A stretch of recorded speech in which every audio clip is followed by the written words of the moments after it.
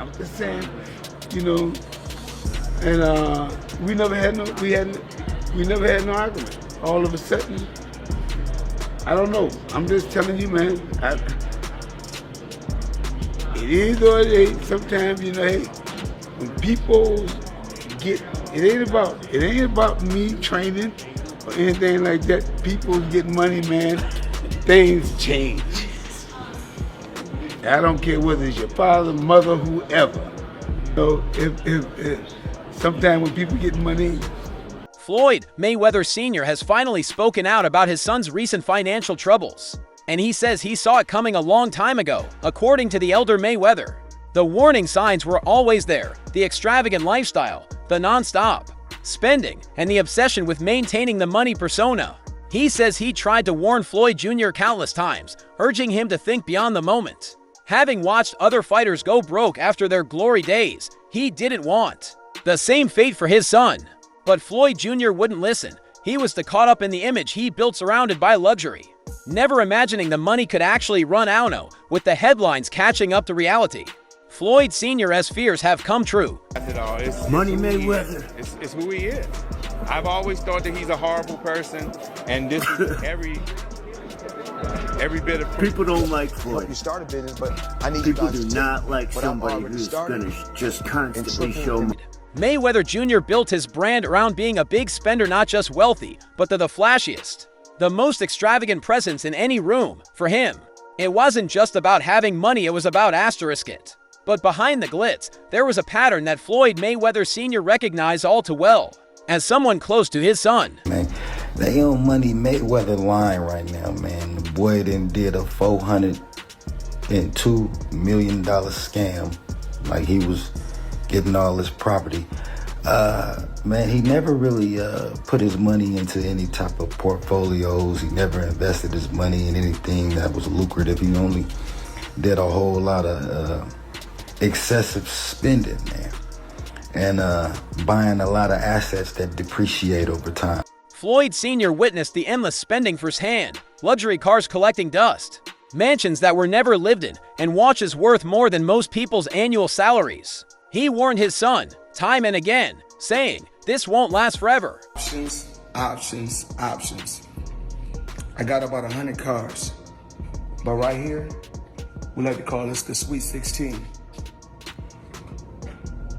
Lambo, Ferrari. But Floyd Jr. wasn't ready to hear it. He was too caught up in the moment, in the image. Numbers behind Floyd Mayweather Jr.'s lifestyle are almost unbelievable. At one point, he bought 7 luxury cars in a single day just because he could. If I go on vacation, my fault. When I go on vacation for 30 days, I take 30 watches with me. But you know what? What's crazy is this. If we add 10 more days, I take 10 more watches. If I want to bring out the one and only, then I bring out the watch that costs $18 million. His fleet includes ultra-rare models like the Koenigsegg CCX or Trevita, a car valued at $4.7 million, but he didn't just let these cars sit. Floyd paid staff to clean them daily, kept up with constant maintenance, invested in custom upgrades, and even paid top dollar for specialized storage. The cost of simply maintaining his collection ran into the hundreds of thousands before. Mayweather up until recently didn't have any money, so Floyd is the highest earning athlete in his career, making over $1.1 billion. And after making a killing, he ended up retiring in 2017. However, he dug himself into a hole after making super lavish purchases like this LA mansion. Floyd's fixation on watches, though calling them watches, hardly does them justice. We're talking about pieces like the $18 million Jacob & Co. billionaire watch, completely encrusted with 260 carats of emerald-cut diamonds, and that wasn't a one-off indulgence.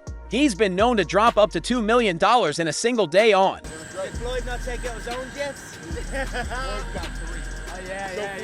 So Floyd's got the one he got, and he got tax problems.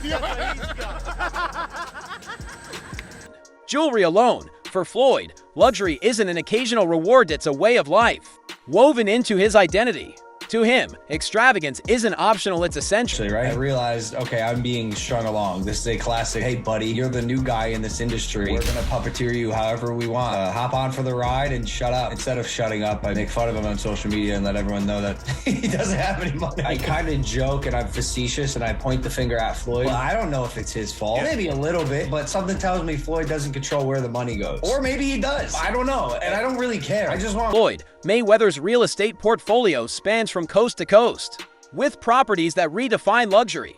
His 22,000 square foot Las Vegas mansion is a palace of marble floors, golden chandeliers, and custom everything. Then there's the $25 million Beverly Hills estate he reportedly purchased, complete with a private wine cellar, home theater, and a guest house that rivals most people's actual homes. But here's the catch, he rarely even stays in them. In fact, these guys carry on and they do the exhibitions and all that kind of stuff. It just sort of diminishes the legacy a little bit. Yeah, a little bit. And that's what I feel like's happened with Mayweather. Why do you think he does those things though? Do you think for money? I don't think he's got the money he says. That's what I think. I think he still needs the money I after don't all think he these needs years. the money. But you know when you got that lifestyle, right? So when you're spending what he's spending, It's a lot of Floyd once admitted he never wears the same pair of underwear twice, a habit that racks up around $6,500 a year. And he's never far from his money literally. He's been known to carry stacks of cash with him, sometimes up to $100,000 in a backpack. According to Floyd, that's just how he rolls. He doesn't trust banks and prefers to handle his finances personally. T might make for a flashy Instagram post, but from a financial standpoint, it's a ticking time bomb. It's really a trick. He gets these people to box with him. They have no business boxing with him, and he's making millions and millions of dollars doing this way after his competitive career is over. Needs that money. That money has to keep coming in if you're going to live like this. It's absolutely, he needs money. You think he's going once again? Come on, fighters. Floyd Mayweather Sr., feared for years, is now the talk of fans, financial experts, and the media alike. Despite reportedly earning over $1 billion during his career, it's now said that Floyd Jr. was burning through as much as $75 million a year. That's not just feuded with The Big Show, who at 7'2" and 500 pounds was roughly 3 times Money's size. Even still, the two fought at WrestleMania 24, and Mayweather got the Duke by knocking out Big Show with a pair of brass knuckles. Mayweather earned a mere $20 million for the bout, and because it was pro wrestling, he didn't have to pay a fine for being a dirty big spending. It's extreme spending. His life revolves around high stakes and even higher expenses. From throwing over-the-top parties to jet-setting around the world on a whim, Floyd spends as if the money will never run out. He recently paid over $18 million in taxes alone, a staggering figure. That reflects just how fast his... Man is getting ready. It's Super Bowl weekend, Las Vegas. He had to get the ones. Make it rain. Make it rain. I need everybody. That girl collection, Thursday, Friday, Saturday, Sunday, the Super Bowl, or whoever win or lose, it don't matter. I need everybody there. Girl collection. Yeah.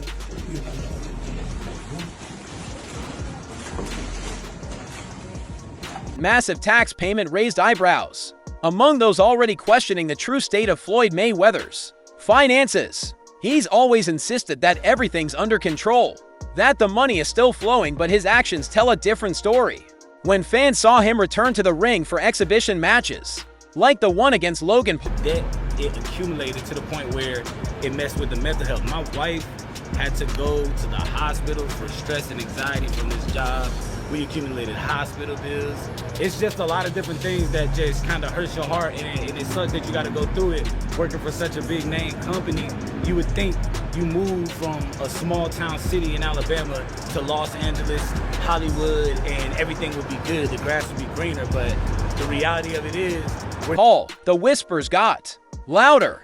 People started asking, why would a retired legend step back in the ring for a spectacle like that? The answer seemed obvious. It wasn't about legacy or competition. It was about the paycheck. Floyd himself didn't shy away from that fact. Owes a bunch of gambling debts. Floyd, okay? And he tried to plant fake news out here saying that he was in downtown LA giving out money, and then he was at the, the basketball. Famously calling the Logan Paul fight a legalized bank robbery, he made millions for a few easy rounds with someone who's not even a professional boxer, and he has... I think it got to right now because the money gone. So the money's really gone? Yeah, that's what you think. It's fight, get the money, spend the money, fight. All that money? And it took, been 2 years.